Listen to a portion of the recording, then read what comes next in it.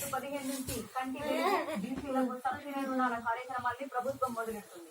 వీటిపై విస్తృతంగా ప్రచారం చేసి ఆయా వర్గాలు పథకాలను ఉపయోగించుకునేలా పార్టీ క్యాడర్ను సమాయత్తం చేశారు. మరోవైపు కొన్ని నియోజకవర్గాల్లో పార్టీలో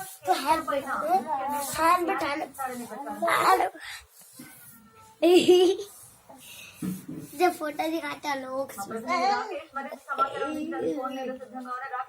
तो उधर जाओ इधर आते नहीं तो నిర్ణయం అయితే ఉంటుంది. దిశానిర్దేశం విషయంలో ఒక క్లారిటీ వచ్చింది. కానీ అసలు ఈ పార్టీ కార్యవర్గ సమావేశానికి సంబంధించి నాకు కై మార్ కరి ఉను తు మార్ ఇది కీలకమైనటువంటి సమావేశం అనుకోవడానికి ఒక కారణం ఎందుకంటే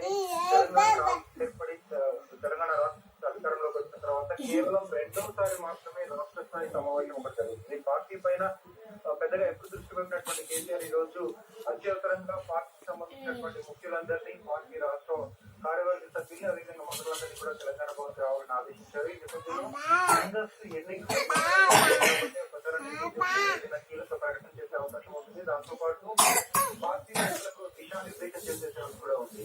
ఎలాంటి వ్యూహాలు అవలంబించాలి, కొన్ని నియోజకవర్గాల్లో 2-3 అభ్యర్థులు ఉన్నారు కాబట్టి అందరూ పోటీలో ఉండేటువంటి అవకాశం ఉంటుంది. ముఖ్యంగా మిగిలినటువంటి నియోజకవర్గాల్లో ఎవరెవరిని చేర్చుకోవాలి, ఎవరెవరు చేర్చుకోవాలనే విషయం ఇంకా క్లారిటీ లేదు. కొంతమంది చేయడానికి చిన్నగా పార్టీ వాళ్ళకి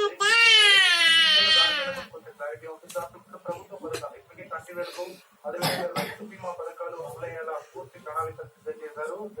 ఆగస్టు 15 నుంచి కంటి వెలుగు కార్యక్రమం అవడం, ఇంకా బీసీలకు సంబంధించి కూడా చేస్తున్న కార్యక్రమాలు చేపట్టారు. 2,000 కోట్లకు సంబంధించినటువంటి సబ్సిడీ నిధులను కూడా ప్రభుత్వం సిద్ధం చేసింది.